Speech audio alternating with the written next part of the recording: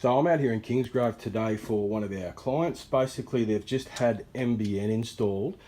They're elderly clients, and basically they didn't have any phones in the house working, and they've got about 12 phones scattered throughout the house, and none of them worked after they swapped over to NBN, because they just basically plug out of the back of there into their phone.